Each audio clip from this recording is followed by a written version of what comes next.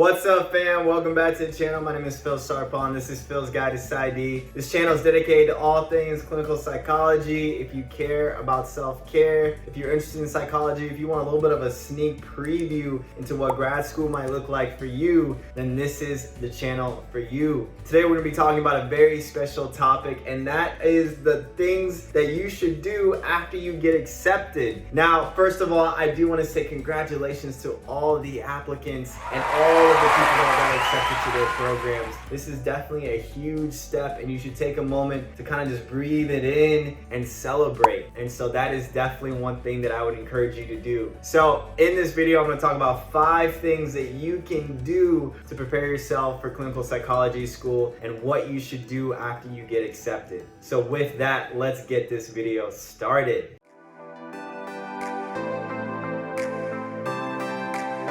Alright guys, so after you have spent time congratulating yourself and you've relaxed and you've taken in the moment, now it's time to start thinking about research. Start thinking about things that you want to do for your dissertation, faculty members that you want to work with, people that you may want to become a research assistant to in order to get as much research experience early on as much as possible. It is never too early to look into this. You can contact the school and look into previous students that have already submitted their dissertation and seen what some of the students have done. You can read about different books that talk about dissertations. You can research online about different things that you might be interested in terms of studying and getting a deeper knowledge in. You definitely want to do some type of dissertation or research that is something that is personally attached to you, something that you are interested in. That way, when it comes time to do all the dirty work and to really grind it out, you still have that passion inside to keep you going. So definitely start thinking about research, contact your professors, email them some of the things that you should be doing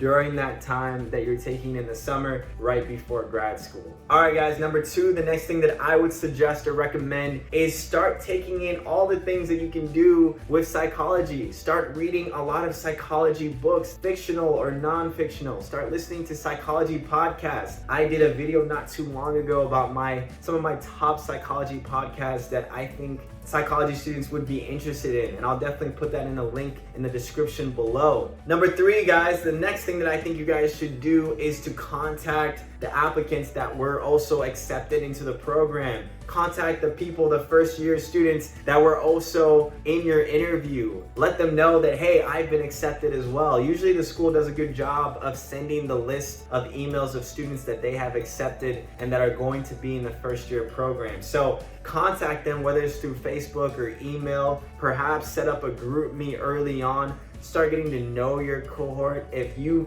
live in the same city as other members of your cohort, try and hang out with them. Try and get to know them. I think it's great to start building a connection and a vibe and an atmosphere in your cohort, because those are going to be the people that are going to be with you for the next 5 years. And so you want to have good relationships with all of them. You want to have a close-knit, tight family group where you all are supporting each other through this process. No one else knows this process like you guys are going to know this process. And because you're going to be spending so much time with your cohort, I think it's important to build those relationships with them. Now, number 4, and this is going to be the thing that you guys don't like, but eventually you guys are going to have to look into the logistics of now becoming a first-year clinical psychology student. So that means, do you have to move to that location? Do you have to now search for apartments? Do you need roommates? Are you going to have a part-time job, right? All of the logistics. What about your FAFSA and the student loans and student tuition? Now you are really adulting really hard, so you want to make sure